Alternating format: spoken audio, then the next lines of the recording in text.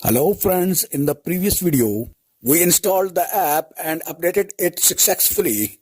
So after installing and updating Termux, you need to set up for its storage. So in this section, we are going to set up of the storage in Termux. Here, whenever we type command ls, so as you can see, there is nothing showing any folder or any directory. So here we will put a simple command to set up our Termux storage. So let's type the command Termux -setup -storage.